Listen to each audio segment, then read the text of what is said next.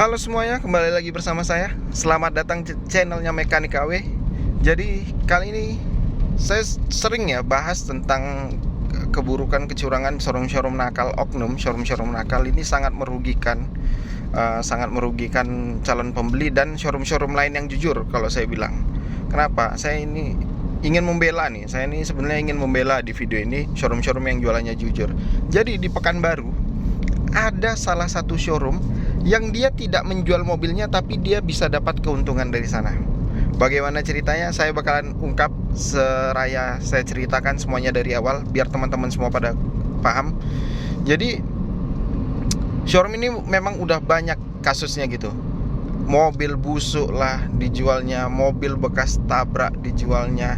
Itu masih mending, mobil bekas kebakaran dijualnya. Jadi memang dia spesialis tukang sulap lah kalau saya bilang. Dia menjual apa aja yang bisa dijual. Ibaratnya gerobak bakso pun laku, kalau dijual dia jual tuh gerobak bakso gitu kan. Jadi kita singkat aja ya. Kita singkat ceritanya seperti ini. Jadi ada teman saya, dia influencer juga. Dia influencer juga di Pekanbaru. Jadi dia ini pernah niat untuk ngambil double cabin sebelumnya, karena dia itu kerjaannya itu masuk-masuk daerah-daerah yang jalannya itu terjal, cukup terjal, kadang berlumpur. Jadi dia memutuskan untuk ngambil double cabin. Nah sebelum itu dia itu udah ada cari-cari mobil di marketplace, karena kebetulan dia masih di luar kota. Jadi dia sambil-sambil cari di marketplace, di OLX, ketemulah mobil yang sesuai sama kriteria dia lah. Ibaratnya di foto ya kelihatannya bagus, bersih gitu kan. Nah jadi setelah dia chat, dia apa, ibaratnya nego-nego sikit lah di marketplace tersebut, duduklah harga di sana. Jadi disuruhlah ngecek. Teman saya ini bilang dia nggak bisa ngecek bahwasanya karena dia masih di luar kota. Atau ada nggak orang tua atau keluarga yang tinggal di sini bisa ngecek? Oh ya, kalau gitu biar bapak saya ngecek ke sana. Jadi bapaknya ngecek ke sana. Ini sebelum ngabarin saya ya, Jadi orang tuanya dulu ngecek ke sana. Setelah dicek di sana, nah orang tuanya ini sempat nyampaikan sama si showroom ini. Dia sampaikan bahwasanya dia nggak ngerti mobil. Minta tolong dipanggilkan mekanik satu, suruh ngecek mobilnya ini. Dipanggillah mekanik teman si showroom ini gitu kan. Jadi gitu ceritanya. Dipanggil mekanik dia, dicek-cek seluruhnya. Setelah dicek, mekaniknya bilang bagus. Wah ini jarang-jarang nih ada double cabin kondisinya kayak gini.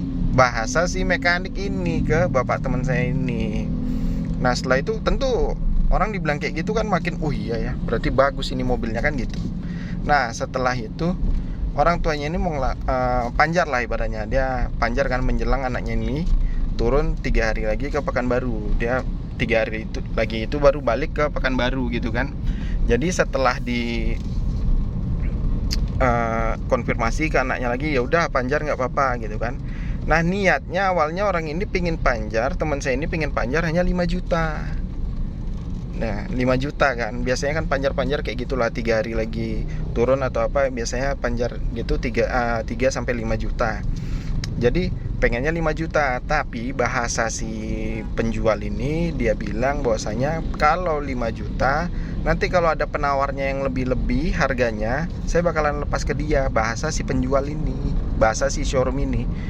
Sebenarnya dari sana udah tergambar sih bahwasanya dia ini nggak punya komitmen si penjual ini. Tapi kan namanya orang ya ibaratnya belum berpikir sampai ke sana lah. Jadi dia bilang, oh ya udah jadi berapa gitu kan, harus panjar. Dimintalah 30 juta, kalau mau panjar 30 juta gitu kan, biar jelas, biar nggak lari kemana-mana, gitulah ibaratnya maksudnya kan. Jadi mau nggak mau dipanjarlah 30 juta. Setelah 3 hari teman saya ini turun dari luar kota baru ngabarin saya minta tolong cek mobilnya, inspeksi. Jadi saya datang ke sana sama dia bareng-bareng, saya inspeksi. Setelah diinspeksi, saya lihat seluruhnya. Ini saya fix mobilnya pasti bekas terbalik ke parit. Saya bilang, ini kerjanya mobilnya di kebun, habis itu balik ke parit, bilang kan. Karena yang pertama di atapnya aja banyak lumpur seperti ini kayak gitu kan. Habis itu cek engine pada nyala. indikator dinamo cas nyala juga, habis itu starternya panjang, sasisnya sudah disisip-sisip. Makanya saya langsung kasih asumsi bahwasanya mobil ini bekas kebalik, udah ini nggak rekom lah, diambil. Sebelumnya saya nggak tahu bahwasanya mobil ini udah dipanjar sama teman saya ini. Nah, jadi saya kasih solusi bahwasanya udah tarik aja, ini mobil belum rekom. Nah, barulah cerita teman saya ini bahwasanya mobil sudah dipanjar. Panjarnya berapa? 30 juta. Waduh, 30 juta. Nah, saya di sana masih berpikir baik. Bosnya, oh nggak mungkin lah. Biasanya kan ada perjanjian tuh, misalkan mobil tidak jadi dibeli, potong panjarnya 50%. Tapi saya berpikir, oh nggak mungkin lah. Nggak mungkin dia mau motong 50%. Kebanyakan lah kalau 15 juta hanya untuk menahan mobil ini selama 3 hari, saya bilang. Lagian yang ditahan pun mobilnya mobil jelek, saya bilang gitu kan. Nggak mungkin mau, saya bilang. Jadi gimana cara melepaskannya? Mobilnya ibaratnya kayak gini lah, melepaskan mobil itu biar nggak jadi diambil. Jadi saya kasih solusi kemarin, gini aja, ditantang sekali lagi mobil ini bawa ke Mitsubishi, saya bilang, bareng-bareng sama dia. Jadi Mas datang ke sana pagi, Mas sampaikan sama dia, Mas, maaf Mas, final check ya Mas ya, kita ke Mitsubishi, bilang gitu aja, nggak apa-apa. Saya sampaikan sama teman saya. Akhirnya dia sampaikan ke showroomnya, dia sampaikan ke penjual mobilnya. Nah, begitu dia sampaikan bahwasanya mau dibawa ke Mitsubishi, si penjual ini langsung bilang, oke Mas, nggak apa-apa. Tapi setelah sampai di Mitsubishi, apapun di sana yang terjadi, tetap pada perjanjian kita bahwasanya panjar dipotong 50%. Wow, kaget dong teman saya. Wih, berarti 15 juta Mas, katanya. Iya Mas, katanya kan. Tapi kan nggak ada perjanjian. Masalahnya di sini nggak ada perjanjian. Nggak ada perjanjian hitam di atas putih, hanya lisan aja. Tapi kita berpikir lah secara logika, pakai hati nurani lah. Kalau jualan tuh ibaratnya kita sendiri lah berjualan gitu kan. Sudah tahu mau panjar 5 juta, nggak dibolehkan, bolehnya panjar 30 juta. Berarti dia kan sudah antisipasi bahwasanya misalkan ini nggak jadi beli pun dipotong 50%, dia dapat 15 juta dari mobil itu. Ini kan sudah picik dari awal sebetulnya. Saya langsung berpikir ke sana. Akhirnya setelah dia di sana, dia berdebat, dia nelpon saya lagi. Mas, tetap dipotong 50% Mas. Saya kasih solusi, gini, datang ke polsek, saya bilang. Datang ke polsek, bikin laporan langsung, bilang. Orang kayak gini nggak bisa dikasih ruang, saya bilang. Ini sudah memang skema dia dari awal. Dia sengaja, orang yang mau panjar 5 juta, dia nggak mau. Dia suruh panjar 30 juta. Jadi begitu nggak deal seperti ini, duit dipotong 15 juta. Itu ya makanya saya bilang di awal video tadi, ada showroom yang dia tidak menjual mobilnya, tapi dia bisa mendapat keuntungan. Seperti inilah caranya. Jadi buat teman-teman, saya kasih peringatan dari sekarang. Kalau jumpa showroom-showroom seperti ini, pedagang-pedagang seperti ini, udah hindari aja. Yang namanya panjar itu ala kadar. Misalkan nih 3 juta sampai 5 juta itu masih wajar.